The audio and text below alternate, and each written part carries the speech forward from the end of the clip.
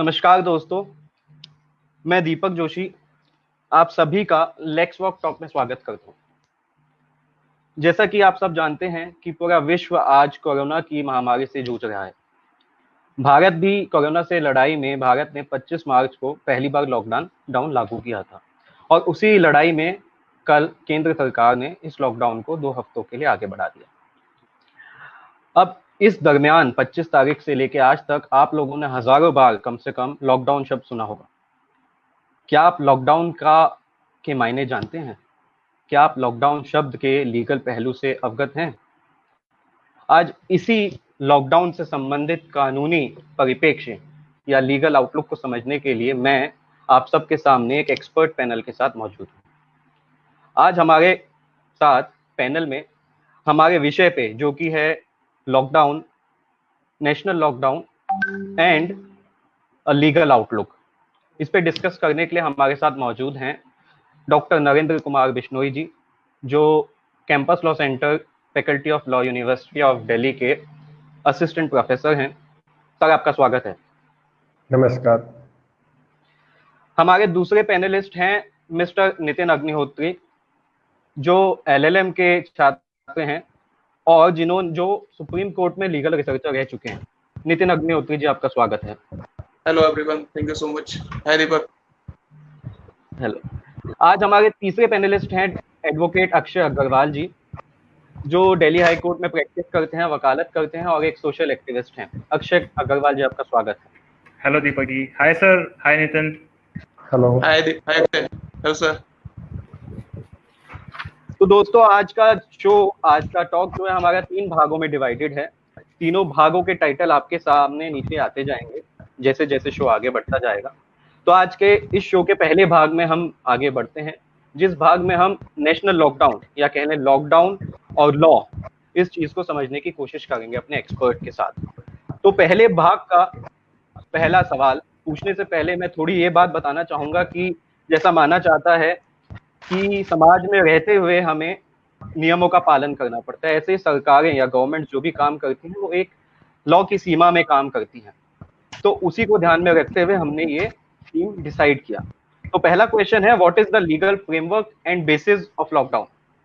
इस सवाल का जवाब लेने के लिए हम नरेंद्र कुमार बिश्नोई सर के पास चलेंगे और उनसे उनकी राय जानते हैं। Sir, over to you. नमस्कार। जैसा कि दीपक ने स्टार्ट किया है, कुछ वर्ड्स हैं जो आजकल बहुत ही ज्यादा न्यूज में है, लॉकडाउन और curfew. And if you find in any legislation these words are not specifically defined. Lockdown means that the free movement of goods are restricted except the essential commodities. And when we compare this lockdown from the curfew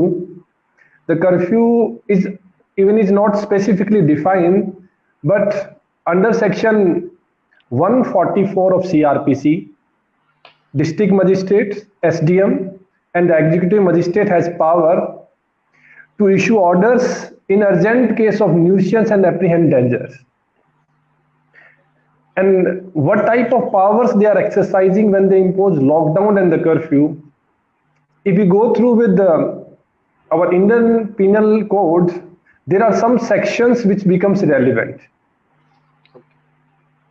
The first sections that which become relevant was section 188 of IPC, which says if there was a disobedience of an order issued by any public servant, then it is punishable.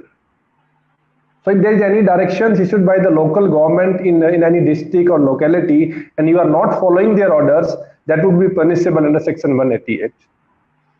There are some another sections also in IPC that becomes relevant here was 269. If the persons are committing any negligent acts likely to spread infection of any dangerous disease. Same thing in 270 if there is a malignant act or dangerous to lives. So these are the general provisions which was applicable during the time period of lockdown and to make it as a punishable. But there are some specific legislation also. First legislation was passed in 1897 that was related to it. Epidemic Disease Act. It was passed at that time when there was a plague in Bombay area, and the pupils are trying to mitigate from Mumbai, so they have imposed these legislations. And in this legislation, they have given the power under Section 2 or 2A to both center and state government that they can take measures if any area is threatened with dangerous epidemic disease, and the government finds that the ordinary provision of law are insufficient for the purpose, they can require any persons to take some measures and the temporary regulations. And in that particular act also, Section 3 provides if any persons are not following those directions, then there is a provision for disobeying those regulations, and that would be governed by Section 188 of IPC.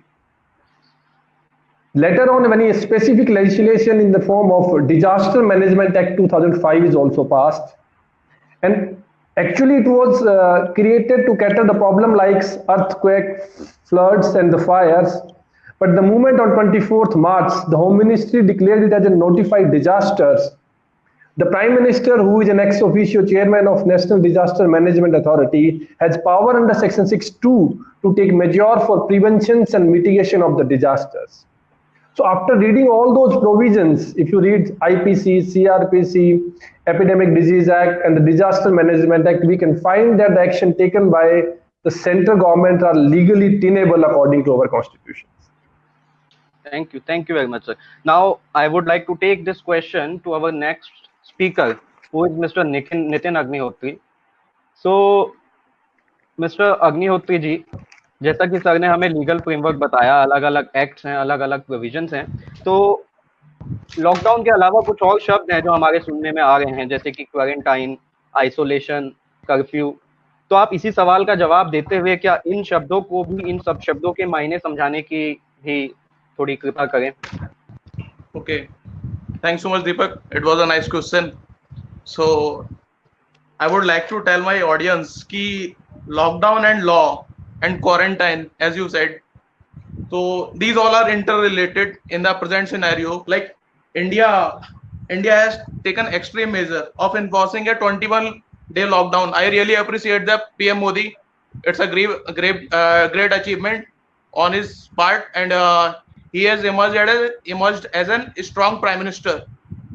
So first he imposed the moment the cases crossed 600, he imposed the lockdown. Looking at the situation of Italy and other European countries, especially Spain, Italy, Switzerland, or yesterday I was looking for Netherlands and this our Belgium. These are 100 times in area and population smaller country than China, and they have exceeded the number of deaths in China more than China, है ना? After the US and Spain, Italy, and America, leaving the major countries. So the situation was very grave, and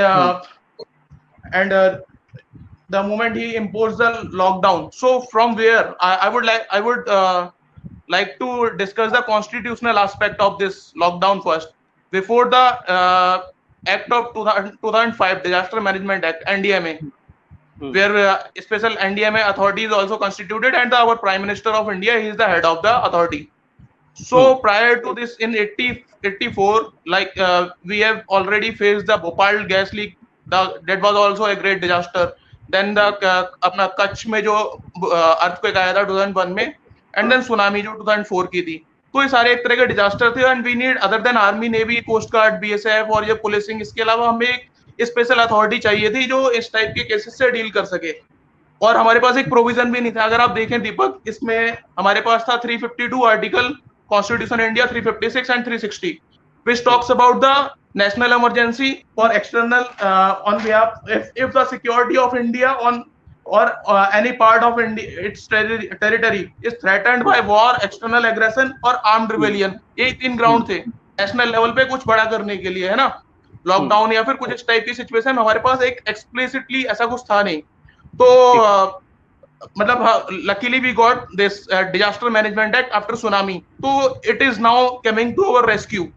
अभी इसमें क्या था, अगर disaster management act नहीं होता तो हमें जाना पड़ता इस पे एक्सटर्नल एग्रेशन मानते हैं हम इसको, ऐसे जैसे इटली वॉर डैमेजेस क्लेम कर रहा है चाइना से, तो we might have treated it as like external aggression, biological attack. और द केमिकल वेपन, है ना, जो मिलिट्री करती है, फिजिकल अटैक वो तो अलग बात है. तो it's a war like situation and most of the nations are claiming the war damages. So further as Narendra sir ने बताया काफी सारे provisions. I would like to come now to IPC and disaster management. I will explain exhaustively within a short period of time. Just give me 3-4 minutes, है ना. इसमें क्या है, हमारे पास है 268 पब्लिक न्यूसेंस, 269 नेग्लिजेंट एक्ट, जिसमें किसी ने खांस दिया, छींक दिया, किसी को ट्यूबरक्लोसिस है या फिर कोई वायरल इन्फेक्शन है, स्वाइन फ्लू, बर्ड फ्लू जो आते रहते हैं. I am telling this because I am also microbiologist. My graduation was in microbiology, so my favourite subject was virology. So I used to study all this. तो malignant disease में क्या है कि अपना जैसे कि किसी को सार्स हुआ था 2004 में, SARS severe acute respiratory syndrome. It's a mutated same उसका नेक्स्ट स्ट्रेन टाइप है कोरोना वायरस. पहले ही हमारे पास 5 टाइप्स के कोरोना वायरस हैं जिसका इलाज अपने आप हो जाता है. अगर किसी को डिजीज हो तो अपने आप ठीक हो जाता है with in 5-6 days. Immune system ठीक कर देता है. But it's a novel like mutant version. अब कई सारे लोग, कुछ अभी प्रीवियसली कुछ दिन पहले एक वो वीडियो वायरल हुआ था, उसमें 12th स्टैंडर्ड की एक बुक का फोटो डाल रहे थे कि कोरोना वायरस इसको डॉक्टर्स नहीं देख रहे हैं, डॉक्टर्स देख रहे हैं, वो सब देखते हैं. एवरीबॉडी जितने लगे हुए हैं सिस्टम में, वो कुछ तो क्वालिफिकेशन है, तभी तो वो सब इस तरह से मैनेज कर पा रहे हैं. It's a mutant strain. तो जो वायरल स्ट्रेन्स का, दीपक मैं आपको बताऊं, इसमें होता क्या है कि when I used to study virology, इसमें होता क्या है कि जो इन्फ्लुएंजा स्ट्रेन होते हैं, जैसे कोरोना वायरस है और अपना डेंगू का हो गया, every 4 years they get evolved. अब उनका ट्रीटमेंट जो हमने वैक्सीन 4 साल पहले बनाई थी वो अब काम नहीं आएगी. अब थोड़ा सा म्यूटेंट हो गया है ना, और कई सारे उनके इस टाइप से म्यूटेशन आ जाता है. तो अब हमारे पास क्या है, क्वारंटाइन लॉ है.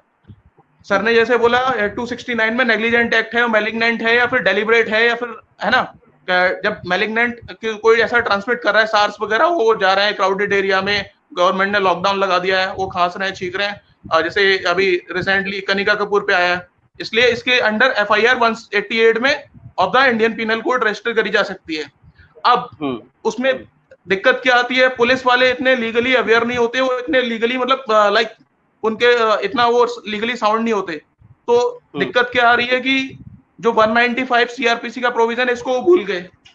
188 इंडियन पिनल कोड में है कि once a complaint is launched then only by the public servant और कोर्ट, जिसके सामने जिसकी पब्लिक अथॉरिटी को वायलेट किया गया, अगर डीएम ने या फिर जैसे सर ने बताया 144 में ऑर्डर इशू किया एग्जीक्यूटिव मजिस्ट्रेट ने, अगर उसकी अथॉरिटी को वायलेट कर रहे हैं, like I was practising supreme court, तो एक ऐसा केस और आया था हमारे पास, सो आई कैन रिकलेक्ट. उसमें था कि जब तक जो कोर्ट जिसमें कोई ऐसा उसकी अथॉरिटी को वायलेट नहीं किया, पब्लिक सर्वेंट जिसकी अथॉरिटी को वायलेट नहीं किया, तो कंप्लेनेंट कंप्लेंट करेगा under 195 and then it will be taken cognizance. अब वो डायरेक्टली FIR रजिस्टर कर रहे हैं. इसके लिए सुप्रीम कोर्ट चले गए. अभी रिसेंटली एक petition was filed in supreme court to quash all the FIRs. अब वो सारी FIRs क्वेश टेक्निकल ग्राउंड पे तो कर सकते हैं, बट उसको गवर्नमेंट अल्टरनेटिवली पनिश करना है, जिन्होंने वायलेशन किया है उसको तो करेंगे. अब बात आती है कि जो मैं बोल रहा था कि इस पे जो प्रोविजन हमारे इसके कॉन्स्टिट्यूशन के, नेशनल इमरजेंसी, ये प्रोविजन एक बार हमारे बीच में practising advocate Delhi High Court Akshay Agarwal ji बैठे हैं, एक बार उनके पास समझते हैं इन प्रोविजन का इम्प्लीमेंटेशन प्रोसीजरल लॉ में कैसे होता है. तो I would like to take this question to mister Akshay Agarwal. तो अक्षय अग्रवाल जी, क्वेश्चन वही है. अब हम लोग आपका व्यू जानना चाहेंगे इस सवाल पे कि what is the legal framework and basis of lockdown. लेकिन एक सवाल था मेरा कि इस लॉकडाउन और disaster as national disaster management की बात. Correct, exactly. Deepak ji, what we need to understand is, at this very moment, there was no specific law in the entire country of India as being enacted that shows that Indian government can put up a lockdown situation in the state. Okay. So basically, an act, National Disaster Management Act of 2005, was used as a basis to introduce the concept of lockdown in India. First of all, now the question came up whether the situation of pandemic is to be treated as a national disaster or not. So Section 2D talks about what is a disaster. So before implementing it under the National Disaster Management Act, so the MHA introduced pandemic as a notified disaster. First thing, right? Secondly, what happened in Section 10 of the DM Act, they have notified that they would be issuing guidelines in regard to it. But the problem is when we are issuing guidelines, so national disaster will consider with the state, state will consider with district will consider with the local areas, right? So it is a complete web of 3 or 4 various different laws that are to be taken care of. Now, first thing which come up is we are following a British law, Epidemic Disease Act. ये बॉम्बे में पहली बार launch हुआ था 1897 में, because वहां पे plague का situation बहुत फैल गया था. सो नेसेसरी मींस नहीं थे, इंफ्रा नहीं थे, तो एक अनलिमिटेड पावर दे दी गई थी उस एक्ट के तहत कि लोकल अथॉरिटी और स्टेट को जो भी सही लगे इस चीज को खत्म करने के लिए वो कर सकती है. लेकिन जब आजादी के बाद जब संविधान बना तो उसके अंदर हमें देखना होगा कंकरेंट लिस्ट में entry number 23 that talks about your social that talks about social security and social insurance, and entry number 29 that talks about prevention of the extension from one state to another of infectious contagious diseases. So what we need to understand is state governments and parliament does have a power to enact such laws that can introduce the concept of lockdown, first of all. But at this very moment when this situation has been arose, they weren't having one. So what happened, on the basis of an executive decree in the form of a notification, they use Disaster Management Act, right? So under a decree, they have passed this order. Again, they pass an executive decree that IPC would be taken care of, criminal procedure would be used, Epidemic Act would be used. Along with that, concurrent list, entry number 23 and 29 will give a backing to the action which they have done, right? But there is a problem also. Basically, in 2008, by the National Disaster Management Authority, they have introduced a guideline, a framework in relation to the biohazard issues. So a complete guideline had been made in regard to it. It's a 168-page guideline, and I will share the link of that particular entire report which had been formulated by them.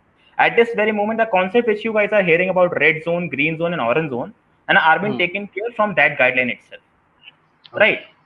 But there is an issue on the administrative level.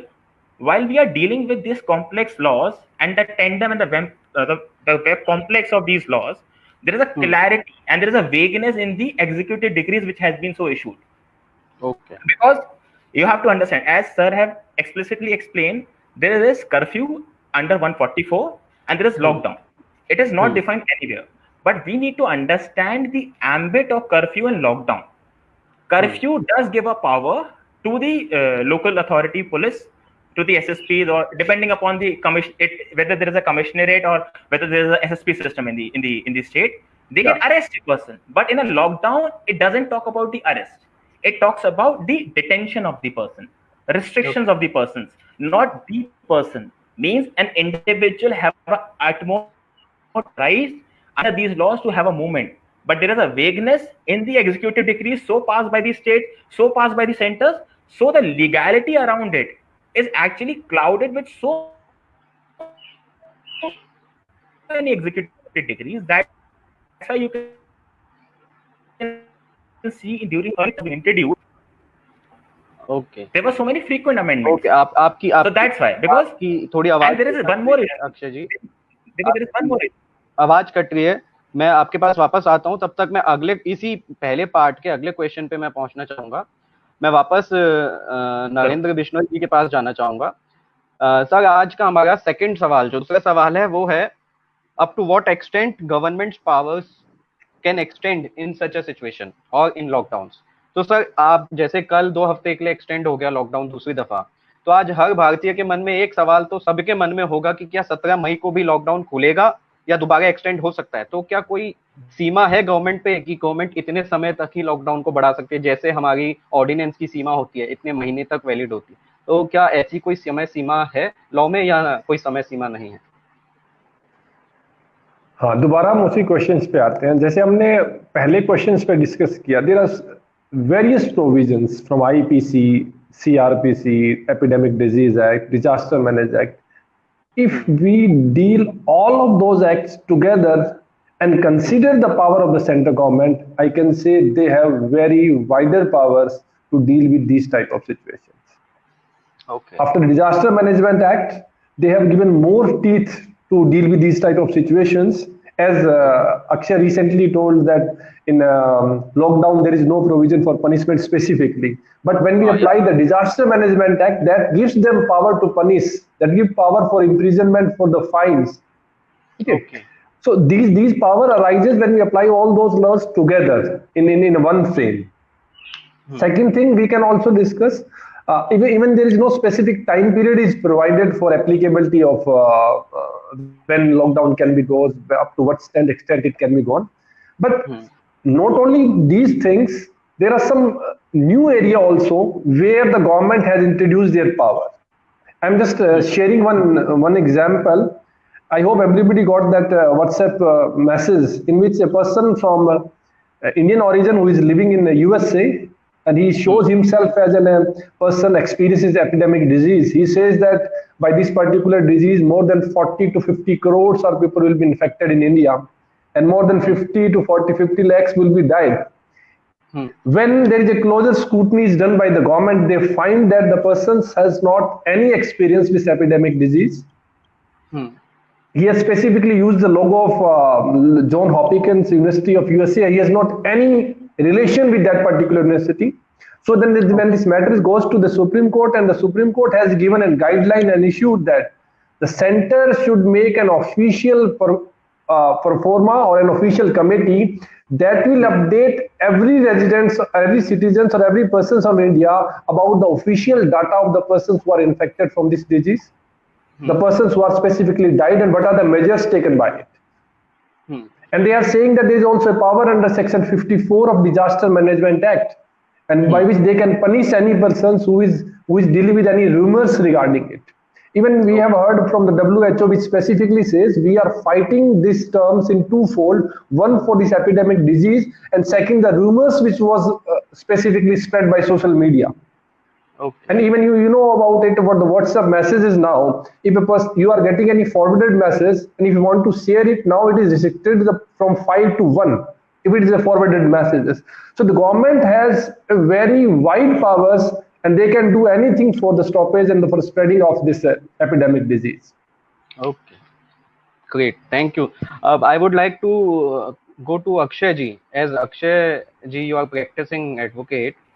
So we would like to understand, as we have seen in Uttar Pradesh also, the government is imposing National Security Act, and in many other cases we are arresting people for violating lockdowns. As you already said, हम lockdown में arrest तो नहीं कर सकते हैं, power नहीं है, लेकिन बाकी एक्ट्स को अप्लाई करके नेशनल डिजास्टर मैनेजमेंट या IPC we can arrest, government can arrest. तो आप इसमें क्रिमिनल एक्शन के विषय में बताएंगे हमारे दर्शकों को थोड़ा कि कैसे लॉकडाउन में क्रिमिनल एक्शन गवर्नमेंट स्टेट ले सकती हैं या ले रही हैं प्रेजेंटली. सर, इस चीज को लेके ना हमको एक चीज का अंदाजा लगाना चाहिए आर्टिकल 38 के बारे में कॉन्स्टिट्यूशन में, राइट.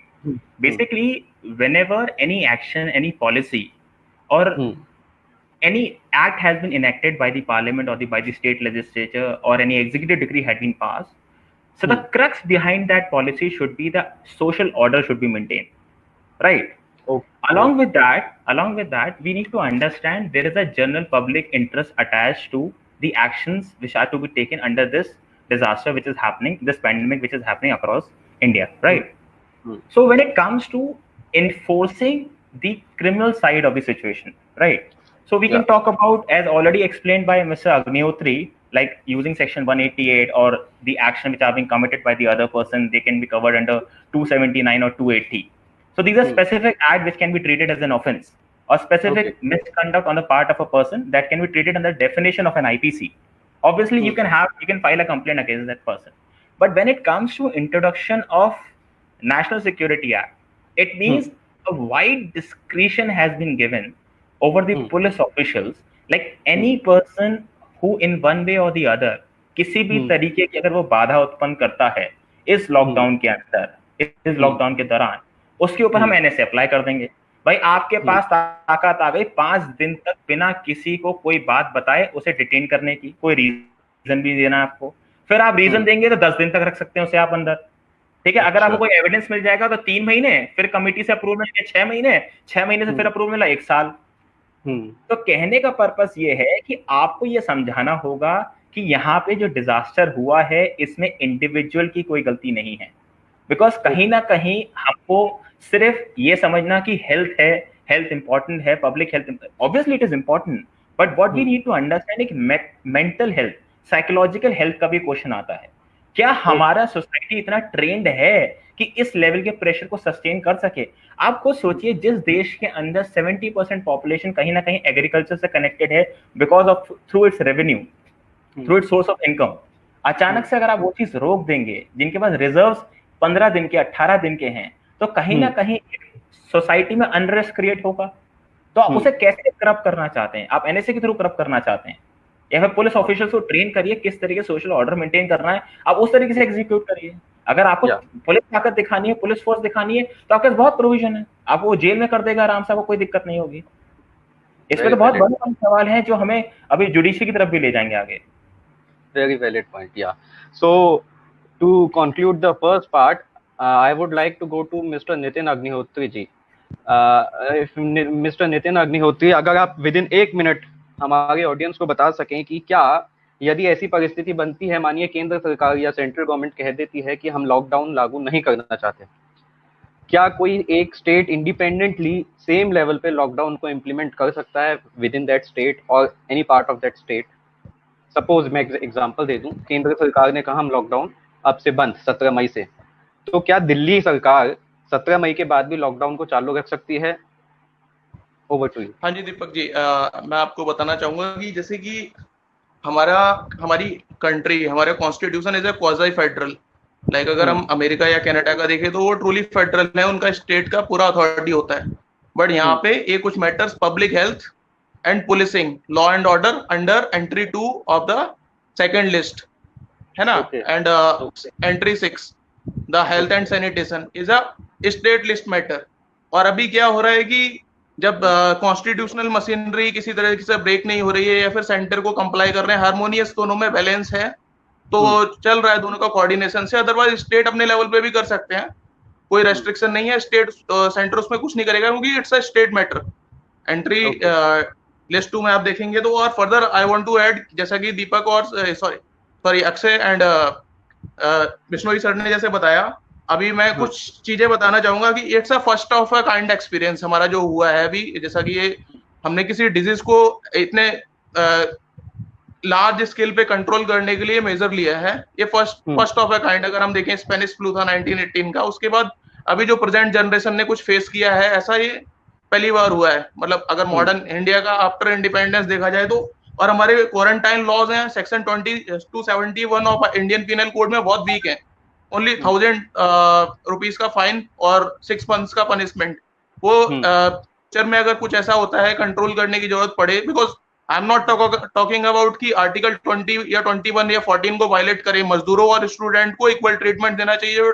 ट्रेन अभी चलाई हो, पहले भी चलाई जा सकती थी, क्यों किसी को किसी गरीबी का मतलब फायदा या फिर उसको एक तरह से उस पर डिस्क्रिमिनेट नहीं करना चाहिए गवर्नमेंट को। ट्रेन तो पहले भी चलाई जा सकती थी, सारा ट्रैफिक खाली था रोड और रेल रोड का, है ना। और ये शक्ति को मतलब जैसे कई लोग बदतमीजी की तरह से यूज कर रहे हैं, मैं टर्म यूज करना चाहूंगा, वो शक्ति के नाम पे बदतमीजी कर रहे हैं किसी गरीब से, वो नहीं होना चाहिए। जैसे कि नोएडा में कुछ केसेस आए अभी, तो ये गवर्नमेंट को इसका थोड़ा ध्यान रखना चाहिए। और आगे से पुलिस वालों के लिए है कि वो क्या पब्लिक अथॉरिटी में एज कंप्लेंट लेके उसको रजिस्टर करें, एफआईआर डायरेक्टली ना करें, बिकॉज वो टेक्निकल ग्राउंड पे क्वेश्चन हो जाएगी बाद में। तो सुप्रीम कोर्ट को दोबारा से डायरेक्ट करना पड़ेगा कि अब उसको कंप्लेंट की तरह लें आप, because section 172 to 188 inclusive of the Indian penal code under 195 of the CrPC, उसके बाद ही कंप्लेंट में ही जाएगा वो। और section 38 of disaster management act में स्टेट को पावर है, लॉकडाउन कहीं डिफाइंड नहीं है, but any kind of measures, ऐसा मेजर्स ले सकते हैं। इट्स एन ओपन एंडेड, वो स्टेट की अथॉरिटी है। लॉकडाउन कहीं हमारा लॉ में डिफाइंड नहीं था इससे पहले, अब शायद कर दें वो अमेंडमेंट करके, but it's an open ended और हार्मोनियसली दोनों काम कर रहे हैं। तो अदरवाइज हमारे पास एक रेमेडी बचती है 352 की, article 352 of constitution of India, उसकी जरूरत नहीं है, because we will discuss this in the third part. हो रहा है। Okay, thank you so much. Okay. So I would like to conclude the first part by saying that yes, the state I mean राज्य सरकारें या केंद्र सरकार lockdown impose कर सकती हैं। उनको इम्पोज करने का माध्यम है उनके पास epidemic act, disaster management act, IPC का सेक्शन 188, 269, 270 और 271। और यदि वो चाहें तो 144 सीआरपीसी का भी इस्तेमाल करके ऐसी स्थिति में अपनी ताकत इस्तेमाल करके लॉकडाउन को इम्पोज कर सकती है। तो आइए अब इस डिस्कशन के सेकंड टॉपिक पे जाते हैं, जो टॉपिक है lockdown on the touch stone of fundamental rights. यदि हम कॉन्स्टिट्यूशन का आर्टिकल 13 पढ़ें तो आर्टिकल 13 जो है बहुत एक्सप्लिसिटली कहता है कि any law inconsistent or any law which take away or abridges any of the fundamental right is void, यानी कि ऐसा लॉ शून्य माना जाएगा, वो लॉ कानूनी तौर पे माना मतलब वैध नहीं होगा, अवैध होगा। तो इसी टॉपिक को आगे बढ़ाते हुए इसका पहला क्वेश्चन हमारा बन के आता है, whether mere imposition of lockdown exempt state from securing fundamental rights. इस सवाल का जवाब लेने के लिए हम वापस नरेंद्र बिश्नोई सर के पास जाएंगे। तो बिश्नोई सर, हम आपसे जानना चाहेंगे कि क्या लॉकडाउन इम्पोज होने से जो स्टेट की एक ड्यूटी है कि जो जनता के फंडामेंटल राइट्स को सिक्योर करना, क्या वो उनसे मुफ्त वो फ्री हो जाते हैं, उससे एग्जेम्प्ट हो जाती हैं state? Please over to you sir. Okay. First of all, I'll start with whenever any government is making any new law, legislations for dealing with any such type of disease, they should always consider the part fourth, or we can say the directive principle of state policies. It is the bounding duty of the state, according to Article 37, while making any law, they should always taken into account the directive principles. However, they are not enforced by the court, but it is always a duty upon the court. And I am specifically referring in this situation Article 47, which imposed that there was a primary duty upon the state to protect the public health. And when they are protecting the public health, they should provide every facility to secure the health of the public. Okay. Now I am coming towards the various fundamental rights which can be infringed in these type of situations. As Nitin specifically said about those persons, the migrant laborers, when they heard about the first lockdown, then again it was increased. They find that there may be some relaxation provided, but it is again increased. They think that they should be freely moved to go their own places. If we specifically refer with 19, Article 19 that talks about 19D, a citizen can move freely throughout the territory of India. And he has also right under clause E to reside and settle in any part and territory of India. First of all, you should remember that those fundamental rights are not absolute rights. There is some restriction given. And if the government is stopping them to stop this pandemic, to save all persons from this pandemic, the disease, because we experienced from China, we experienced from all the foreign countries that the one specific, we can say the Ramban for these things was social distancing. And to save this thing, this restriction is considered to be reasonable and we can stop them even in those situations also. Then we can also go with one another fundamental rights that is covered under Article 21, right to life and liberty. And I hope everybody is aware about by Menka Gandhi case. They are saying this right is an absolute right and this cannot be restricted in any sense. When we are talking about the right of life and personal liberty, we are talking about the person's right to human dignity. And every person's human dignity cannot be compromised on those situations. We have not any experience of this disease, but I am just referring an important judgment by German Constitutional Bench. In 2001, there was an attack in World Trade Centers by some terrorists by using some plane and site. Immediately after 1 year, a person of unsound mind from German has hijacked a flight. And he says, I want to contact with the US officials, otherwise I will crash it with any high-rise buildings. And the government has allowed him, and later they find that the person is actually suffering from, is not an unsound of mind persons. So they are making a new law. They made a law at that particular time. If any plane or the flight was taken by the terrorists of those persons, and there may be a chances that they can crash it and give more harm to the society, they should be given power to crash that flight. Even if there are some innocent persons who are inside the plane, they may be injured by it.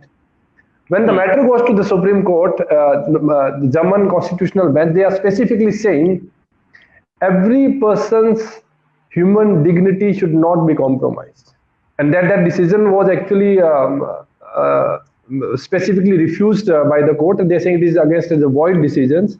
Even a single person's right cannot be compromised. So when we are talking about Article 21, right to life and liberty, it is an absolute right, it cannot be compromised. But all other fundamental rights which we are thinking about that can be infringed, the government has power according to the restriction. As if we read 19(1) D, E, G, they have specific provision made interest of general public.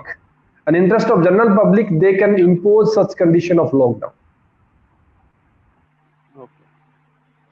Okay, thank you very much. Now Nitin ji, इसी सवाल पे आपका मत जानने के लिए हम आपके पास आएंगे, लेकिन इसमें साथ साथ एक चीज जोड़ें। जैसा कि सर ने बताया, आर्टिकल 47 के तहत स्टेट की ड्यूटी है ये टीपीएसपीज के तहत कि उन्हें पब्लिक हेल्थ का ख्याल रखना है। तो इसमें अब आप इसके परिप्रेक्ष्य में इस सवाल के जवाब में आपको क्या लगता है कि सिर्फ लॉकडाउन इम्पोज कर देने से क्या राइट्स का वायलेशन करना या सस्पेंड किया जाना उचित है, किया जा सकता है ऐसा?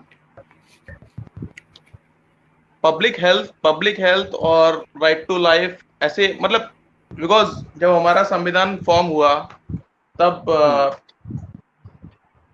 अपने प्राइम मिनिस्टर नेहरू सर ने, उन्होंने बड़ा प्राउडली इसको इंट्रोड्यूस किया, the preamble.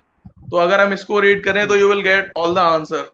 With the people of India having solemnly resolved to constitute India into sovereign, socialist, secular and ये तो बाद में ऐड हुआ था 42nd अमेंडमेंट से, but democratic republic and to secure to all its citizens justice, social, economic, political। तो यहाँ economic base पे हम डिस्क्रिमिनेट नहीं कर सकते।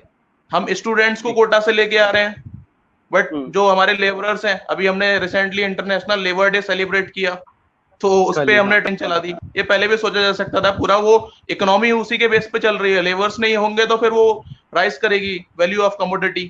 तो फिर और वो रोते हुए जा रहे थे कई सारे कि हम वापस मेट्रो सिटीज में मुंबई या दिल्ली नहीं आएंगे। तो आप इकोनॉमिक जो जस्टिस आपने यहाँ पे इकोनॉमिक है, इसको तो वायलेट कर दिया। ठीक है, आर्टिकल जैसे सर ने कहा कि आर्टिकल 19 है, उनका फ्रीडम टू मूवमेंट है। अब कोई और ऑप्शन नहीं है। पूरा मैंने जैसे बोला, ट्रैफिक खाली पड़ा था, रेलवे सारी खाली पड़ी थी। ये स्पेशल ट्रेन तो कभी भी चलाई जा सकती थी, कोई ट्रैफिक का इशू ही नहीं था। और ऊपर से फिर ये देखा जाए तो सोशल और इकोनॉमिकल बैकग्राउंड बेसिस पे उनके अगेंस्ट डिस्क्रिमिनेशन हुआ है। और अब अगर वो कुछ ऐसा करते हैं, मतलब डेलिबरेटली वायलेट करते, तो आर्टिकल 19 क्लॉज 2 में उनके अगेंस्ट सम रेस्ट्रिक्शंस भी हैं, वो इम्पोज किए जा सकते हैं। उनको एक्शन लेके 188 में जैसे कि ऑर्डर्स हैं, उसमें वायलेशन अगर वो करते हैं तो फिर एक्शन लिया जा सकते हैं, कुछ अगर मिस्चीवियस एलिमेंट्स हैं तो। बट ओवरऑल उनके साथ ऐसा डिस्क्रिमिनेशन ठीक नहीं था, और ये एक लॉन्ग रन में मतलब रिवॉल्यूशन टाइप की सिचुएशन क्रिएट कर सकता है माइंड में फार्मर्स की, और जो कि हमें सिर्फ इकोनॉमिकल बेसिस पे, बिकॉज उनके फोर फादर्स ने भी जब फ्रीडम स्ट्रगल हुआ था तो कंट्रीब्यूट किया था। तो हमें ये नहीं भूलना चाहिए, बिकॉज आपने जितने भी रिवॉल्यूशन देखे होंगे हिस्ट्री में, फ्रेंच या यूएस का जितना भी रिवॉल्यूशन था, फार्मर्स या फिर इस टाइप के जो हमारे लेबरर्स हैं उनके अगेंस्ट डिस्क्रिमिनेशन से ही ओरिजिनेट हुआ था। तो स्टेट की responsibility, as I told you earlier, in the schedule 7 state जो लिस्ट 2 है हमारी, उसमें ये स्टेट की कंप्लीट रिस्पॉन्सिबिलिटी है, उन्हें ध्यान रखना चाहिए। वी आर लाइक हम ट्रूली फेडरल नहीं है, स्टिल स्टेट के पास बहुत पावर है, बहुत ज्यादा पावर है स्टेट के पास। वो स्पेशली ध्यान रख सकते हैं अपने सिटीजन्स का। तो ऐसा कुछ नहीं है कि वो अगर उनको वो सेंटर से कलेक्टिवली सारे रिक्वेस्ट कर सकते थे इसके लिए, और इतना स्ट्रिक्ट स्ट्रिंजेंट प्रोविजंस नहीं है जितना कि इसमें हमारा जो आर्टिकल 352 में अगर इमरजेंसी लगाई जाए तो वो जो स्ट्रिंजेंसी होती है, इट्स अ सिंपल प्रोविजन कि हमें पब्लिक हेल्थ का ध्यान रखना था। यहाँ पे माइनर से 188 में भी कुछ सजा नहीं है, बस 1000 रुपए का वो जुर्माना है और 6 महीने की मैक्सिमम सजा है। उसमें कुछ होना तो है नहीं, अवेलेबल है, वो सब 1000 रुपए का जुर्माना देके छूट जाएंगे। या तो कोई बहुत ही ज्यादा वो ट्रेटर जैसे बिहेव ना कर रहा हो, है ना, तो कोई दिक्कत तो है नहीं इसमें। बट बात यही है कि इक्वल ट्रीटमेंट की बात थी, पूरा सब। अब इसके लिए आर्टिकल और जो गोल्डन प्रिंसिपल है हमारा, as justice Bhagwati laid down in Maneka Gandhi union of India, article 14, 90, 21, वो तो सबके लिए है। तो उसका वायलेशन किसी भी तरीके से नहीं होना चाहिए। हमारे पास सारी, या तो हमारे पास इतनी फैसिलिटीज ना हो, हमारे पास हमारा वी आर ऑलमोस्ट प्रोग्रेसिंग और हाईली मतलब डेवलपिंग कंट्री है हम, सून वी विल बी मतलब एक सुपर पावर की तरफ जा रहे हैं। अगर देखा जाए तो अमेरिका, यूएस के चाइना के बाद हमारा ही नंबर आता है एक तरह से इकोनॉमिकल या उसमें स्ट्रेंथ में, जिस तरीके से हम प्रोग्रेस कर रहे हैं। तो और मेडिकल इंडिया की जितने फार्मास्यूटिकल्स वगैरह सारी मेडिकल इंडस्ट्री सब कुछ हमारे पास अच्छा खासा है, तो हम कहीं भी लैक नहीं कर रहे हैं। बस बात है इंटेंशन की, है ना। हमारे लॉज भी सब परफेक्ट हैं, health system everything is just perfect. So over to you Deepak, thanks. Okay, thank you Nitin. तो अक्षय जी, अब मैं आपके पास आता हूँ यही सवाल लेके। सवाल बहुत सिंपल सा है। सवाल ये है कि मेयर इम्पोजिशन ऑफ लॉकडाउन क्या स्टेट्स को ये ताकत दे देता है, या स्टेट्स की जो ड्यूटी है लोगों के फंडामेंटल राइट्स को उनका ध्यान रखने की या उनको फंडामेंटल राइट्स को एंजॉय करने की, उसको छोड़ सकती है? इसी सवाल को मैं आपके आगे बढ़ाता हूँ एक और पहलू के साथ, कि जैसा कि हम डिस्कस कर चुके हैं, लॉकडाउन की लीगैलिटी पे तो कोई शक नहीं है, बिल्कुल लीगल है लॉकडाउन। और नरेंद्र बिश्नोई सर ने बताया कि कैसे आर्टिकल 47 के तहत पब्लिक हेल्थ में लिया गया एक्शन था, तो यदि उसमें कुछ राइट्स वायलेट हुए आर्टिकल 19 के तो वो ठीक है। और वहीं नितिन अग्निहोत्री जी का कहना है कि ये ठीक नहीं था। तो आपका क्या विचार है? सर देखिए, मैं सर की बात से बिल्कुल एग्री करता हूँ, इवन नितिन की बात से भी एग्री करता हूँ, लेकिन आपको समझना होगा कि जो लॉकडाउन शब्द है ना, वो लॉकडाउन शब्द अगर सिर्फ to the sense of lockdown देखा जाएगा तो ये लॉकडाउन लागू नहीं हुआ इस देश में। इस देश में सीडो कर्फ्यू लॉकडाउन हुआ है, या फिर आप उसे कह सकते हैं एक तरीके से ब्लैक डाउन हुआ है। Basically what you need to understand at this very moment is when we talk about strict proportionality, or when we talk about article 19(5), where they say there can be reasonable restriction in general public interest, but there is a golden standard behind introducing proportionality or restriction. That is, we have to take care of the legality, why it is being so imposed, the necessity of it, and third is the most important, the rationality behind it. Correct. Okay. So when it comes to restricting the rights of the citizen, it's not an issue. It's okay. But you have to understand the classes on the basis of classes, as explained by Nitin, as explained by sir in a different context. You cannot do that. For example, at one instance, you are saying that daily wages would be given to all the workers, whether on payroll or on the contractors. Correct? You say that the employers, the businessmen have to give them the salaries, but they cannot do business. It means the government is incapacitated to give the payments to the workers, to the employees, and now they are shifting their economic burden on the private parties. So you are trying to say, I'm creating two classes on the basis of economic division. One are the migrants or the worker class, right? And one is the trader class. So now you are trying to say you are putting a restriction on the one at the cost of the other. Is it not a disproportionate proportionality of restrictions? The Article 19 within itself says so. In one way or the other, you have a right to trade and profession, each and everything, correct? But along with that, you put up a negative duty upon me not to do it. Okay, I accept it in general public interest. Now what happened? For another person's interest, you are putting up a positive duty on my head that I have to pay him also. So whether the construct in the preamble is we are a social welfare society, isn't it?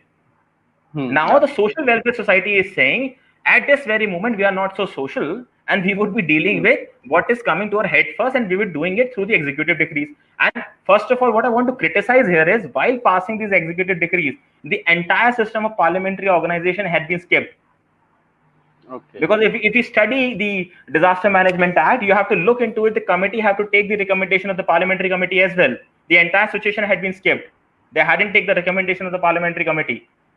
So and so basis they have declared the notification and passed the guidelines how to deal with it. It has to be taken care of. Secondly, when it comes to putting up restrictions in the light of Article 21 or Article 14, as explained in the Maneka Gandhi case, you need to understand the amalgamation of these articles are not interdependent. It has been vividly quoted in so many constitutional bench judgments. They are interdependent on each other, right? So they are putting up a question here whether right to liberty or right to life are sitting on different pedestals. It means right to life have a higher pedestal than right to liberty. But what happens to a person who has been in one way or the other house arrested, in one way or the other it is affecting its health, which within itself is a derivative of right to life. So breaching one right is also breaching the other right to which you are giving the utmost importance. Okay. So the only equation here, the only problem here is, in one way or the other, you are actually restricting the right. It's okay, but you have to be rational around it. Okay, Because so when you are sir, okay, please, sorry sir, to please, interrupt. just a minute, sir. You have to Wait, I am understand. getting one question in this only. Yes. We are going to the second question with this. So if we combine the second question with this situation, our second question was whether any such violation be justified. So we are talking about rights and this the violation of fundamental rights, either they are justified or not. So let's talk about Article 21. There is a order of Delhi High Court recently on 27th in which Delhi High Court said that the government is not feeding poor and underprivileged properly. So presently in the lockdown situation, जो government है वो आपका जो basic right to life है उसको भी safeguard नहीं कर पा रही. ये हाई कोर्ट की अगर इंटरप्रिटेशन करें हम ऑर्डर की तो मुझे ऐसा लगता है, ऑब्जर्वेशन है ऑल्दो इसे, तो इस विषय पे आपका क्या कहना है? आर्टिकल 21 के विषय में आप क्या कहेंगे अगर हम स्पेसिफिकली यहाँ पकड़े इसको? तो सर इस चीज को लेके थोड़ा सा प्रैक्टिकल होना होगा. मैं ये कभी नहीं कह सकता कि कोई भी सरकार संपूर्ण रूप से हर तरीके से हर एक स्टोन को अनटर्न कर सकती है. ठीक है, कहीं ना कहीं सब में कुछ ना कुछ दिक्कतें होती है, एफिशिएंसी कहीं ना कहीं कम होती है ना. क्योंकि बात यह कानून बहुत अच्छे बन जाते हैं, लॉज बहुत अच्छे डिजाइन हो जाते हैं, कहीं ना कहीं जब उसे ट्रिकल डाउन करते हैं, जब एग्जीक्यूट करते हैं, इन्फोर्स करते हैं, कहीं ना कहीं सिस्टम में इनएफिशिएंसी होती है. उसके हजारों रीजंस हैं. ठीक है, लेकिन जब आप मेरे से बात करते हैं आर्टिकल 21 की, ठीक है, जब स्टेट क्या कर रहा है वो एक अलग कहानी है. जब सेंटर कुछ करता है, when the order of a centre is being implemented across India, right, you have to be rational around it. You have to look into it, because whenever the guidelines are issued, the backings behind is majorly the funds which are being used, how the funds are being appropriated to the states, and which are being given priorities, which are not given the priorities. Because down the line you have to understand it's all about the economy. We can totally say we are a welfare country, we care for the people, we understand for their health, but how you are dealing with your economic policies and a fund reimbursement or fund distribution, you need to understand. In Maharashtra, and after 20 days of protest, they have written 50% of GST returns to the traders. So in one way or the other, that is obstructing right of life by the state or by the government.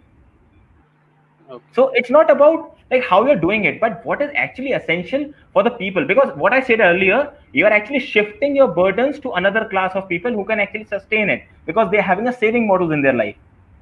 So please don't do that. Please provide them relaxation. This time the needs a situation where you need relaxations. So this is my take on it. So we have Narendra Bishtue, sir, do you want to add something? Okay, yeah, I am coming to you. Just a minute. Yes, sir, you are on air. When we are talking about this specific topic, whether such violations are justified or not, whether the fundamental right violations are justified or not, first you should read those terms in contextuals. India की जो situations इस pedantic disease से पहले थी, उस time पे जो हमारे फंडामेंटल राइट्स थे, और आज इस टाइम में जब हम इस डिजास्टर्स को फेस कर रहे हैं, we should apply a holistic approach. Even you study the Article 21, it includes right to go abroad, right to education. There are a lot of things which are included in Article 21. But at these times, to demand your fundamental right in the form of Article 21, we should not read in such a wider terms. We should apply a holistic approach that can ultimately fulfill the desires. We can also get an example of Article 25, subject to right of any person to practice, propagate and religions, right to go for mosque, right to go for temple, right to go for church. But these rights are also subject to public order, morality and health. If we can do those things from home, if the government is imposing for our social benefit or the benefit of all the person or the health, these things should not be considered to be violation of their rights. They should be considered to be justified from the government side. Very, very, very well said. So to conclude part 2 of our debate, of our discussion rather.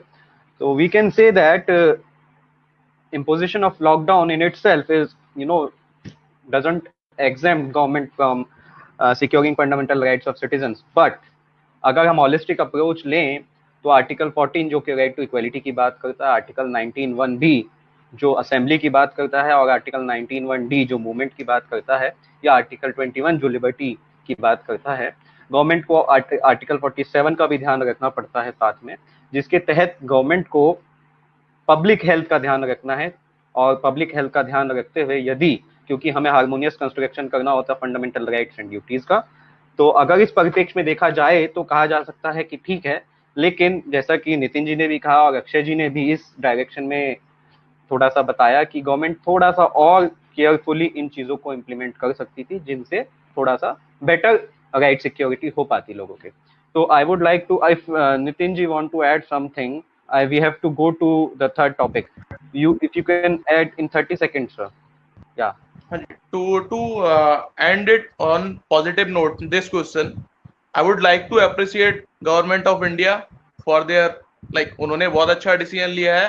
It was a perfect job on their behalf. But जो police, हमारी police भी अच्छा कर रही है और उनका भी एक ह्यूमन फेस देखने को सामने आया है इस लॉकडाउन के दौरान, मतलब जो अच्छी बात हुई है. डॉक्टर्स, मेडिकल स्टाफ, उनकी कमिटमेंट, पब्लिक में भी जो पुराना एक कोऑर्डिनेशन होता था, अदरवाइज तो सब टेक्नोलॉजी के यूज में मतलब भूल ही गए थे. जो फैमिली है, सोशल लाइफ होती है, वो सब भी बहुत अच्छा था. ऐसा नहीं है कि गवर्नमेंट या फिर उनके व्याप पे कुछ, कोई भी अगर हम मेजर पॉलिसी इंप्लीमेंट करते हैं, कुछ ना कुछ तो उसके थोड़े बहुत ड्रॉबैक्स हो ही जाते हैं. बट मोर ओवर अगर हम ऑलराउंड देखें तो इट्स अ 90% सक्सेस, 10% थोड़ा बहुत कुछ होता है. और बट मैं एक चीज और ऐड करना चाहूंगा. Olga Tellis versus Mumbai municipal corporation 1985 का केस था, राइट टू लाइवलीहुड. अब जो लाइवलीहुड है वो थोड़ा अफेक्ट हुआ था, बस उसको थोड़ा ध्यान में रखना चाहिए था. उसके लिए मतलब सबको अलाउ कर देना चाहिए था. अपना डेस्टिनेशन पे 24 आवर्स का टाइम दिया जा सकता था इस टाइप की चीजें. Otherwise it's a complete success. ऐसा कुछ है नहीं कि like we are criticising. Government have done a fantastic task, right? Thanks, Deepak. So it is right. Government could have, given 24 to 48 hours to people to go back to their home, or do something. So it's okay, whatever the government has done. We can only discuss things. So now let's move to the third topic, which is lockdown and constitutional obligation of organs of state. As हमारी जनता को पता होगा कि एक state के 3 organ होते हैं effectively. पहला ऑर्गन होता है आपका लेजिस्लेचर. जो भी हमारे नेता लोग इलेक्शन जीत के पार्लियामेंट पहुंचते हैं वो लेजिस्लेचर कहलाते हैं, चाहे स्टेट असेंबली में हो चाहे पार्लियामेंट में हो. उसके बाद दूसरा पार्ट हमारे स्टेट का होता है एग्जीक्यूटिव. एग्जीक्यूटिव में हमारे प्राइम मिनिस्टर और बाकी सब मिनिस्टर ऑफ स्टेट मिला के आपके एडमिनिस्ट्रेटर भी उन्हीं का पार्ट माने जाते हैं, जो एग्जीक्यूट कर रहे हैं बने हुए लॉ को. और थर्ड पार्ट है हमारा जो बहुत इंपॉर्टेंट है, जुडिशरी. तो ये 3 पार्टों को मिला के एक स्टेट बनती है. तो इसी लॉकडाउन की स्थिति में हम इन तीनों पार्ट की परफॉर्मेंस और इन तीनों पार्टों के ऑब्लिगेशंस क्या क्या होने चाहिए थे वो समझते हैं. लेकिन उससे पहले एक इंपॉर्टेंट चीज है आर्टिकल 352, जिसका नितिन जी भी जिक्र कर रहे थे पहले. आर्टिकल 352 है नेशनल इमरजेंसी. ये तब लगती है जब अगर आपकी स्टेट पे एक्सटर्नल एग्रेशन हो जाए या इंटरनल सिक्योरिटी इश्यूज हो, तो जो सेंटर है नेशनल इमरजेंसी लगा सकती है पूरी इंडिया पे या इंडिया के किसी पार्ट पे. दूसरी चीज है आपकी आर्टिकल 360. अभी PIL भी डली थी एक सुप्रीम कोर्ट में कि फाइनेंशियल इमरजेंसी इंपोज कर देनी चाहिए, स्थिति ठीक नहीं है. और चूंकि वायलेशन भी फंडामेंटल राइट का 358 आर्टिकल के तहत आर्टिकल 19 जो है सस्पेंड हो जाता है ऑटोमेटिकली अगर नेशनल इमरजेंसी 352 में लगती है तो. लेकिन 359 के तहत नेशनल इमरजेंसी या अदर इमरजेंसीज में बाकी फंडामेंटल राइट्स भी सस्पेंड किए जा सकते हैं टिल द एक्सटेंट कि आप कोर्ट नहीं जा सकते उनको इम्पोज करवाने के लिए. मैं ये मुद्दे में इसलिए बता रहा हूँ ताकि जनता को भी पता रहे कॉमन लॉ की चीजें. हमारा मकसद भी यही है. और साथ ही साथ इसलिए उठाए मैंने ये सवाल कि हमारा जो अगला क्वेश्चन है वो यही है कि क्या जो अभी की स्थिति है वो नेशनल या फाइनेंशियल इमरजेंसी जैसी है. तो इस सवाल का जवाब देने के लिए हम पहले नितिन अग्निहोत्री जी के पास ही चलते हैं, क्योंकि वो काफी पहले से 352 का जिक्र कर रहे थे. तो नितिन जी, अगर आप 2 मिनट में इस सवाल का जवाब जनता को दे सकें कि क्या अभी की स्थिति को national emergency. I won't take your even 2 minutes. इसका आंसर बहुत ही शॉर्ट और क्रिस्प होगा. कि ओके ये सिचुएशन होनी चाहिए थी हमारी कि वॉर, एक्सटर्नल एग्रेशन और आर्म्ड रिबेलियन, जो हमारा 42nd अमेंडमेंट, इसके 44th अमेंडमेंट के बाद हमने चेंज कर दिया था कि इसमें आर्म्ड रिबेलियन कर दिया था इंटरनल डिस्टरबेंस को। जैसे आपने अभी कहा, तो आई वांट टू उसको अमेंड की it's not know more internal disturbance, it's armed rebellion. तो वो नहीं है एक्सटर्नल हमारा, जो अब वॉर नहीं है। एक्सटर्नल एग्रेशन अगर हम इसको बायोलॉजिकल थ्रेट मानते तो हम लगा सकते थे, बट हमारे पास एनडीएमए है और एपिडेमिक डिजीज एक्ट है, ऑलरेडी हमारे पास माइल्डर प्रोविजंस हैं, तो इतनी सिचुएशन ग्रेव आई नहीं है कि नेशनल इमरजेंसी लगाई जाए। ऊपर से एक कॉर्डियल रिलेशन है स्टेट और सेंटर का, तो एवरीथिंग इज गोइंग स्मूथ। कोई उनमें ऐसा, अगर स्टेट एक बात नहीं मान रहा होता तो 356 भी उसको यूज किया जा सकता था, क्योंकि गवर्नर है वाइड डिस्क्रिशनरी पावर्स, कि उन्होंने बात नहीं मानी सेंटर की। बट यहाँ पे सब बड़ा हार्मोनियसली चल रहा है, सब पब्लिक वेलफेयर की बात करी जा रही है, everything is going smooth except one और टू जो माइनर इश्यूज हैं, वो एवरीबॉडी नोज। और उसके बाद 360 का, अगर 1991 में जब हमारे पास 1 वीक का भी इवन सस्टेन करने के लिए फाइनेंसेस नहीं थे, तब नहीं लगाई वो इमरजेंसी, और we have sailed through the tough times. जब हमने उसको पार कर लिया, तो हमारा देश ऐसा नहीं है कि छोटी मोटी बाधाओं से घबरा के, everybody across the world is appreciating the efforts of the Prime Minister Narendra Modi's government and India. Everybody is looking forward कि इंडिया क्या कर रहा है अब। इंडिया ने इतना ह्यूज पॉपुलेशन डेंसिटी होने के बाद भी almost around 135 crore of population, हम नियर अबाउट ही है चाइना के, तो अब हमारे पास पॉपुलेशन डेंसिटी भी इतनी ज्यादा है, स्टिल हमने सब कंटेन किया हुआ है, उस डिजीज को इतना स्प्रेड नहीं होने दिया है। तो it's a great achievement, government ने बहुत अच्छा काम किया है। Even public, police official, doctor, everyone is working in coherence. बस जो कुछ मिसक्रिएंट्स हैं, जैसे कि अभी वो तबलीगी जमात का सिचुएशन था या फिर कुछ ऐसे, उनको थोड़ा टाइट करने के लिए पुलिस एक्शन ले रही है, कोई इशू नहीं है। तो फाइनेंशियल इमरजेंसी या नेशनल इमरजेंसी कोई सिचुएशन अराइज हुई नहीं है कंट्री में। दैट्स अ वेरी ग्रेव और स्ट्रिंजेंट प्रोविजन, उसको हम ऐसा मिसयूज नहीं कर सकते। अगर कोई गवर्नमेंट कर रही है तो इट विल बी डिस्पोटिक, वो अपना ऑटोक्रेटिक या फिर ऐसा टायरेनिकल पावर एक्सरसाइज कर रही है। तो our prime minister is very like, वो काइंड हार्टेड है, वो मतलब उनका वो कभी इस तरीके के ऐसे एक्शंस लेते नहीं है। तो this government is doing very appreciable job, I would like to congratulate them. So over to you, Deepak. Okay, thank you.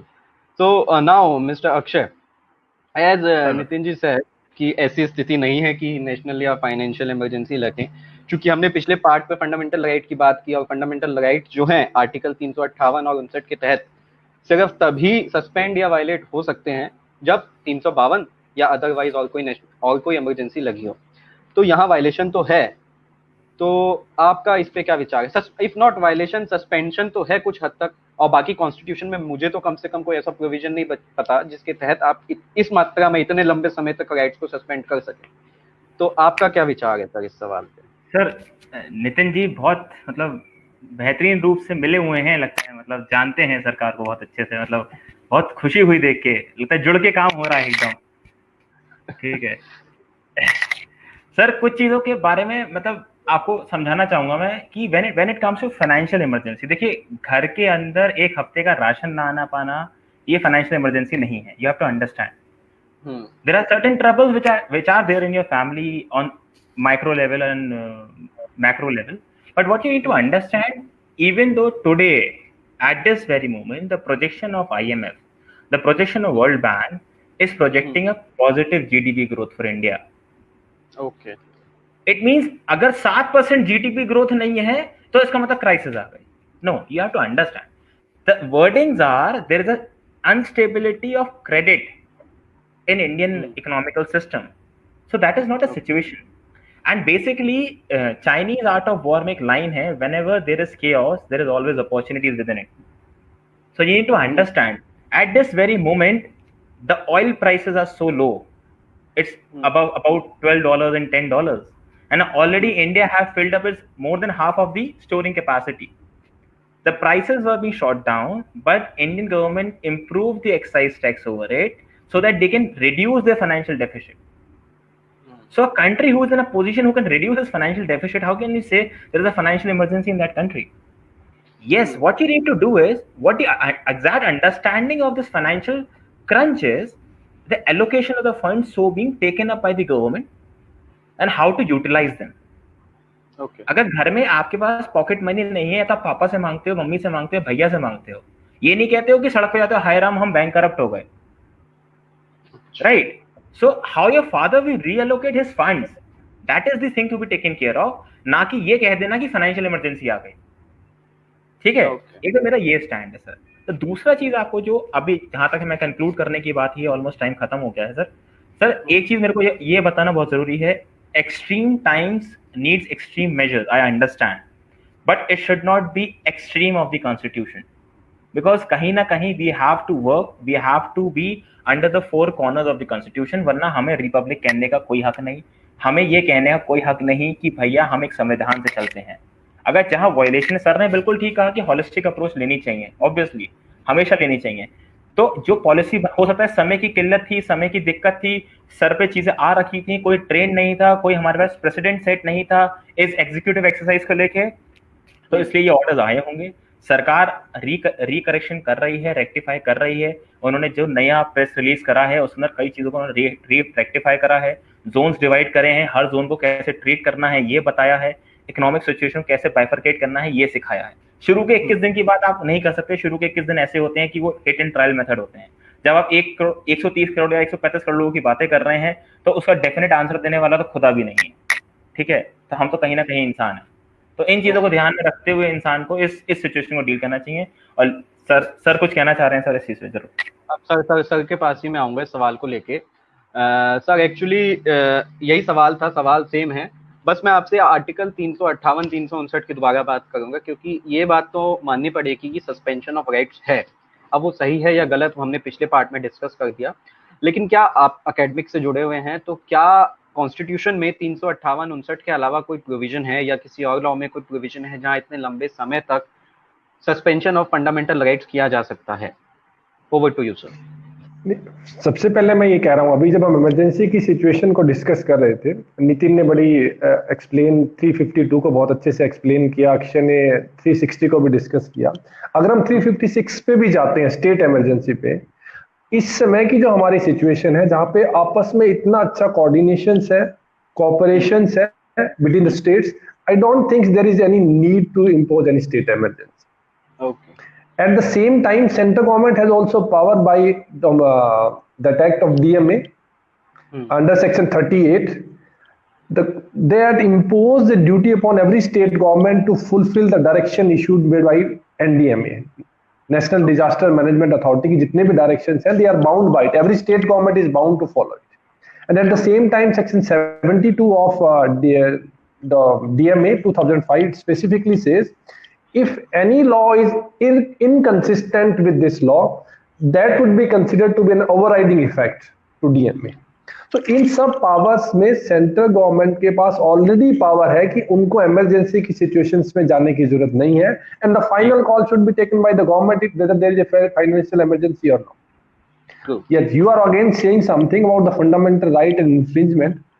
Even in this situation also, the persons are going to the court, and in court in specific circumstances staying those orders. You can take an example of Kerala High Court judgment. वहां पे government employees की salary 1 month cut के लिए एक order issue किया government के, उसके against में केरला हाई कोर्ट ने उसको स्टे कर दिया, and I think recently the Kerala government is producing those ordinance now. What I am saying is, even in this situation, the court can hear the urgent issues. But what we can think while deciding the matter, whether the matter is urgent or not, as I also discussed with Deepak earlier, कि कुछ ऐसे person है जिनका arrest हो गया, उनकी bell के लिए पता नहीं चल रहा है कि अर्जेंसी है या नहीं. So the court should not totally dependent upon the registry whether the matter is urgent or not. They should at least apply a liberal view. If the matter is considered to be urgent, they should listen it. They should decide the rights of the person. Okay. Yes. Sir Arnab Goswami का case भी था, urgency हो गई थी sir किसी बात पे. I would like to come to this is the last part of our debate. So sir, last part of debate is कि हमारे 3 स्टेट के ऑर्गन है, हमारा थीम यही है इस पार्ट का, जैसा हम सब जानते हैं. लेजिस्लेचर को तो साल में वैसे भी 2 ही दफा मिलना होता है आर्टिकल 102 के तहत. मिनिमम 2 दफा मिलना है, ज्यादा से ज्यादा 3 बार 3 सेशन हो जाते हैं। वो लोग अपना काम करके चले गए। आशा करते हैं MP MLA अपने अपने क्षेत्र में अभी भी एक्टिव होंगे। एग्जीक्यूटिव अभी भी अपना काम कर रही है। सवाल है जुडिशरी का, क्योंकि हम सब लॉ फील्ड से कनेक्टेड हैं और लॉयर्स का काम सिर्फ अप्रिशिएट करना या कहना कि अच्छा काम किया नहीं होता, हमें उसको लीगल कॉर्नरस्टोन टच स्टोन पे देखना है कि वो ठीक है कि नहीं कोई चीज। तो मैं जुडिशरी पे आना चाहूंगा सर कि 25 को जब नेशनल लॉकडाउन लगा तो हाईकोर्ट, दिल्ली हाईकोर्ट स्पेशली बात करें, उसका ऑर्डर आया, उन्होंने एक जजमेंट पास किया कि सबऑर्डिनेट कोर्ट्स और दिल्ली हाईकोर्ट बंद रहेगा टिल लॉकडाउन फर्स्ट फेज। तो उसमें सबऑर्डिनेट कोर्ट्स ने बेल्स एंड बाकी अर्जेंट मैटर जो थे स्टे वगैरह के, उनको भी सस्पेंड कर दिया।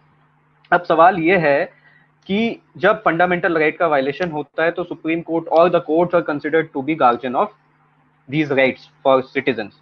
Now, Article 21 is right to life and liberty, और आर्टिकल 21 को ध्यान में रखते हुए अगर हम बेल के प्रोविजन देखें 437, 438, 439, तो इस दरमियान या लॉकडाउन से पहले भी जो लोग अरेस्ट हुए उनकी कोई सुनवाई हुई नहीं, और जब सुनवाई चालू हुई अर्जेंट मैटर की तो भी अर्जेंट मैटर क्या होंगे, जैसे बिश्नोई सर ने बता दिया, ये बहुत अनक्लियर है, ये बहुत वेग है, ये अभी भी एक व्यक्ति को कॉल करके आपको क्लैरिफाई करना है। तो इस विषय पे अक्षय जी आपका क्या विचार है? मतलब क्या आपको नहीं लगता जुडिशरी को ज्यादा एक्टिव होना चाहिए था इस वक्त, और हमारी जुडिशरी जो है वो अभी मतलब थोड़ा सा उसे एक्टिव होना चाहिए? Over to you sir. एक चीज तो बहुत क्लियर है, it's all about the interpretation, right. अब किसी के लिए 1000 का नोट बहुत बड़ा होता है जो कि आता नहीं, मतलब 2000 का नोट बहुत बड़ा होता है, और किसी के लिए लाख रुपए बहुत छोटे होते हैं। सो अगर अभी हाल में डेटा रिलीज हुआ था कि दिल्ली हाई कोर्ट ने इस अर्जेंट सिचुएशन में कितने मैटर्स हैंडल करे, तो 11,607 के आसपास का फिगर था, मैं एग्जैक्ट फिगर नहीं कोट कर पा रहा हूँ, हाँ 11,000 plus urgent matters Delhi High court ने, आज मॉर्निंग ही आया था वो, कि उन्होंने टेकअप किए इस टाइम पे। और उसके संग में एक लाइन और थी, एक आर्टिकल और था जो कह रहा था the high courts are working on a heavily reduce functioning of there. So एक तो आप समझिएगा, you have to understand the perspective here. So कई बार क्या होता है, जो अर्जेंसी होती है और एक्सट्रीम अर्जेंसी होती है। जब शुरू में लॉकडाउन आया था then there was a concept of extreme urgency, फिर एक कॉन्सेप्ट आया अर्जेंसी, ठीक है। जब आप हाई कोर्ट लेवल में बात करते हैं जहां पे इंफ्रा स्टेबलाइज्ड है, इंफ्रा के अंदर आप अमेंडमेंट्स, रेक्टिफिकेशंस और अपग्रेडेशन आसानी से कर सकते हैं, उसके लिए जो काम है वो आसानी से हो रहा है, चीजें नॉर्मल भी हो जाएंगी, स्टेटस को मेंटेन हो जाएगा। हो सकता है एफिशिएंसी 100% ना हो, 50%, 40% के लिए ही काम कर रहे हैं। स्पेशली 4-5 कोर्ट से बहुत अच्छे तरीके से काम कर रहे हैं, पैन इंडिया कर रहे हैं नहीं कर रहे हैं उसके ऊपर मैं कमेंट नहीं कर सकता, because I don't have the information around it, but I have a sense around it. But when it comes to district court, जो मेजर जहां ट्रायल्स होते हैं, वहां को लेके सबसे बड़ा इशू हमारे साथ जो कोर्ट काम क्यों नहीं कर पा रहे हैं, है ना, वो है इंफ्रास्ट्रक्चर। आप दिल्ली का देखोगे आपको बहुत अच्छा मिलेगा, लेकिन आप कहो कि दिल्ली के डिस्ट्रिक्ट कोर्ट में चला दूं लेकिन यूपी के ना चला पाऊं, फिर आप कह दो मैं तेलंगाना के चला दूं लेकिन कर्नाटका के ना चला पाऊं, तो कहीं ना कहीं वो भी अपने में एक आर्टिकल 14 का ब्रीच हो जाएगा, आप समझिएगा। बिकॉज कहीं ना कहीं because of our own incapacity judiciary इस समय काम उस लेवल पे नहीं कर पा रहा जिस तरीके से उन्होंने प्रोजेक्शन शो करें। ऐसा नहीं है गाइडलाइंस नहीं बनी है, ऐसा नहीं मैन्यूवरिंग नहीं हो रही है, ऐसा नहीं है रजिस्ट्रियां नहीं है, जुडिशरी को काम करना चाहिए था, हाई कोर्ट लेवल पे काम हो रहा है, कॉन्स्टिट्यूशनल कोर्ट्स को जिस लेवल पे काम करना चाहिए था, अगर मैं कहूं कि क्या काम कर रहे हैं, that's a very different aspect, पर वो काम कर रहे हैं सिस्टम चलाने के लिए, हाँ, लेकिन जो सही काम उन्हें करना चाहिए था वो नहीं कर रहे हैं। क्योंकि मैं नहीं इसलिए बोलना चाहूंगा क्योंकि कहीं ना कहीं देयर इज एन इनडिफरेंस। आप ना केसेस देखिएगा उठा के कि मेरे पास एक पूरी लिस्ट है जिसके अंदर 107 केसेस डील हुए हैं, आप बिलीव नहीं करेंगे उन 107 केसेस में से 90 केस सिर्फ फाइनेंशियल मैटर्स को लेके थे, bank, HDFC, IBFC, non banking financial institutions, सिर्फ इनकी प्रॉब्लम्स को सॉल्व करने के लिए था। जो हायर सेगमेंट है, स्टॉक मार्केट के अंदर जो इश्यूज आ रहे हैं, सेबी के अंदर क्या इश्यूज आ रहे हैं, उनको कैटर अप करने के लिए था। जब नीचे बैठ एक रेट पिटीशन फाइल हुई थी हर्ष मद्रा और अंजलि भारद्वाज वाला अभी रिसेंटली माइग्रेंट्स को लेके, ठीक है, उसके अंदर जो पॉलिसी लॉन्च करी गई कि माइग्रेंट्स को इधर कर दिया उधर कर दिया, सुप्रीम कोर्ट का उसके अंदर स्टेटमेंट है, मैं नहीं बोल रहा हूँ, सुप्रीम कोर्ट के स्टेटमेंट की बात है, देयर वाज कहीं ना कहीं उन्होंने ये स्टेटमेंट दिया, there is a prerogative on the part of the executive and we would be interfering it. So you need to understand कि यहाँ पे humane approach लानी जरूरी है, you cannot be indifferent towards it. Constitutional courts की जब बात आए, because infra कमजोर है इसलिए district courts में issue है, क्योंकि मैं खुद फेस करता हूँ ये चीज, है ना, even though वो सोशल ऑर्डर और उस सोशल फंक्शनिंग को एक्सेप्ट करना अभी मेरे लिए भी बहुत मुश्किल होगा जब मेरे कोर्ट्स खुलेंगे। तो you have to understand that situation. तो जुडिशरी अपने पार्ट पे सही काम कर रहा है, इंफ्रा डेवलप कर रहा है, कहीं ना कहीं ये हिट है, कहीं ना कहीं इस देश में जिसमें 3 करोड़ से ज्यादा केस पेंडिंग है, ठीक है, सो कहीं ना कहीं ये हमको मौका देगा कि अपनी एफिशिएंसी ऐसी सिचुएशन हम ठीक कर सकें। Sir, over to you. Okay, thank you. तो Nitin ji, now I would like to come to you. जैसा अक्षय जी ने कहा कि आर्टिकल 14 का वायलेशन हो जाएगा यदि हम दिल्ली के डिस्ट्रिक्ट कोर्ट चलाएंगे, एक तरीके से कहा जा सकता है, और हम यूपी के ना चला पाए तो। अब हर डिस्ट्रिक्ट कोर्ट एक हाई कोर्ट के अंडर काम करते हैं, तो जो डिस्ट्रिक्ट कोर्ट काम कर सकते हैं, क्या आपको नहीं लगता कम से कम उन डिस्ट्रिक्ट कोर्ट को तो काम करना चाहिए था ऐसे ही वीडियो कॉन्फ्रेंसिंग के जरिए? आपका क्या विचार है इस पे? अब डिजीज को, पेंडेमिक को कंट्रोल करने के लिए, एज एक्सेस हेड, इंफ्रास्ट्रक्चर का इशू है। तो मैं कहूंगा कि इवन जो फाइनेंसिस है, इस टाइप के अलग अलग मैटर्स आ रहे हैं, हमारे कॉन्स्टिट्यूशनल कोर्ट्स डील करते हैं फंडामेंटल राइट में, दीपक। सो डिस्ट्रिक्ट कोर्ट की जरूरत ही नहीं है, नहीं चलाया गवर्नमेंट ने, सही किया। आई वुड लाइक में कहा था कि आर्टिकल 21 अगर right to life and liberty है, तो अगर हम बेल प्रोविजन देखें, यदि कोई आदमी गलत केस में अरेस्ट हो गया है, तो ऐसा तो कहीं है नहीं कि अरेस्ट नहीं होगा इन बीच में। तो मैं उसी पे आ रहा हूं Deepak, I am coming to that. अब अरेस्ट इसमें जो हो रहे हैं 188 में हो रहे हैं, तो 188 is itself a available provision. वो पुलिस स्टेशन से ही बेल मिल जा रही है, डिस्ट्रिक्ट कोर्ट की जरूरत ही नहीं है, मजिस्ट्रेट की जरूरत ही नहीं है, इसमें ही तो अरेस्ट हो रहे हैं 188 में। अब वो इसमें बहुत अरेस्ट हुए हैं, इस मतलब पहले भी लॉकडाउन के बाद। उसके लिए दीपक ड्यूटी मजिस्ट्रेट होता है, ड्यूटी मजिस्ट्रेट के पास आप ऑन ड्यूटी होते हैं, पुलिस वाले और मजिस्ट्रेट, जो ड्यूटी मजिस्ट्रेट होता है कभी छुट्टी पे नहीं होते, आप उसके घर जाके भी बेल ले सकते हैं, है ना। आप उसके बंगले पे कभी भी, उसके घर जाके कभी भी, मतलब आप नहीं, मतलब आई एम टॉकिंग अबाउट जिसको अरेस्ट किया है। एक minute, let me conclude with in 2 minutes Akshay. तो जल्दी क्योंकि तो फंडामेंटल राइट्स का वायलेशन जो हो रहा है, उसके लिए supreme court and high courts, the constitutional courts are functioning well, अपना रिड्यूस स्ट्रेंथ पे काम कर रहे हैं। और मैं अगर से एनालॉजी ड्रॉ करूं, तो यूपीएससी जो आज तक कभी उसने अपना एग्जाम कैलेंडर पोस्टपोन नहीं किया, आप देखो 91 या 62 की वॉर, सॉरी 72 की 62 71, है ना, ये वॉर टाइम में भी 99 कारगिल वगैरह कभी नहीं किया, बट अभी यूपीएससी ने भी अपना कैलेंडर पोस्टपोन किया। वो मतलब रॉक स्ट्रॉन्ग रहते हैं, अपना कैलेंडर एक बार निकाल दिया तो उससे जरा भी फ्लक्चुएट नहीं करते हैं। तो सिचुएशन ग्रेव है, पब्लिक हेल्थ, हम पब्लिक के लिए तो काम कर रहे हैं। अब उनको तो बेल मिल जा रही है, अगर जो छोटे मोटे प्रोविजन में हो रहे हैं, फंडामेंटल राइट वायलेट हो रहा है, तो हाईकोर्ट जाने की अनुमति है। और एक और बात दीपक, जो आप टाइमलाइन की बात बार बार कर रहे थे कि टाइमलाइन क्या होनी चाहिए, जो 352 में अगर इमरजेंसी को हम गवर्नमेंट सपोज भी कर लें कि इमरजेंसी लगनी चाहिए थी, तो इसलिए नहीं लगाई जा सकती इमरजेंसी। एक और रीजन है, पार्लियामेंट को आना पड़ेगा, अपना सेशन बिठाना पड़ेगा विद इन 1 मंथ अप्रूव करने के लिए, उनकी मीटिंग करनी पड़ेगी।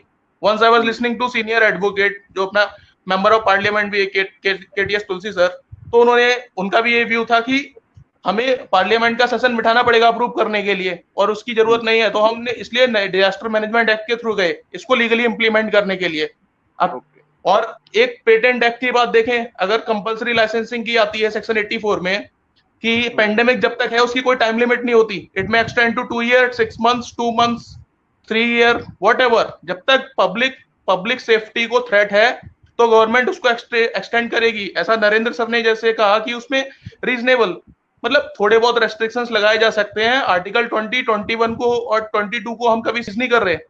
जो माइनर रेस्ट्रिक्शंस हैं 19 पे, वो तो हमेशा लगाए जा सकते हैं। आप किसी को डिफेम करो या फिर किसी के अगेंस्ट कुछ रॉन्ग कहो या मतलब या अननेसेसरली मूवमेंट कर रहे हो आप, तो वो तो प्रोविजंस नॉर्मल से हैं, कोई स्ट्रिंजेंट प्रोविजन यूज नहीं किए हैं। मतलब अगर किसी को हल्का फुल्का बुखार हो रहा है तो हम पैरासीटामोल दे रहे हैं, हम उसको वो हैवी डोज नहीं दे रहे, रिटोनावेर या फिर इस सब की, है ना। तो सब मतलब जितनी बीमारी है उतना इलाज किया जा रहा है।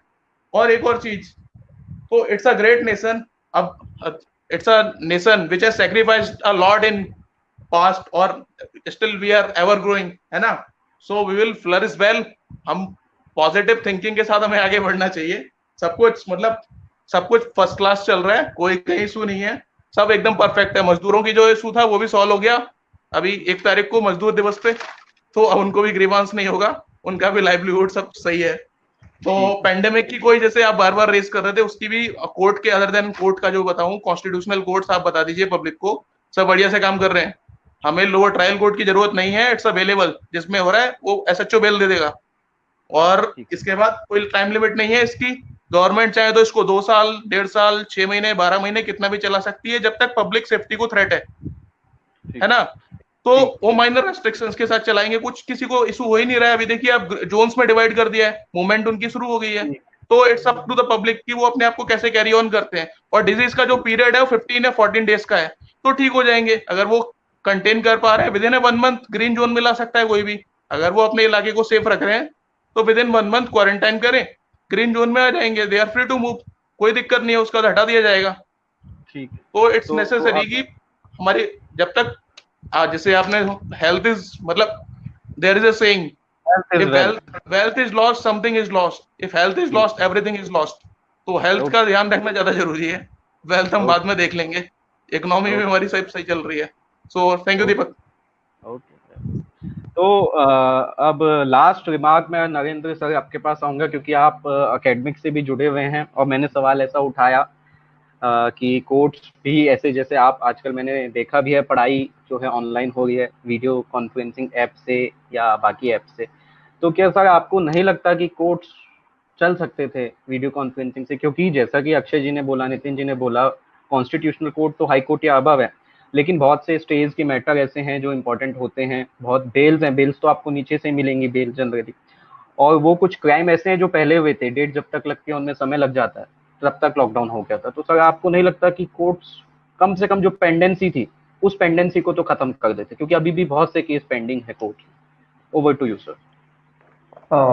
सबसे पहले मैं इसी चीज से स्टार्ट करना चाहूंगा, ये डिजीज सबके लिए एक है, वेदर दे आर जजेस, नॉर्मल पर्सन, तो उनकी भी अपने लेवल पे कुछ रिस्ट्रिक्शंस हैं। आपने अभी सुना होगा दिल्ली हाई कोर्ट में जजेस ने जो उनका सेंट्रलाइज एसी था उसको बंद करवा दिया कि there may be a chances any person can be infected from it.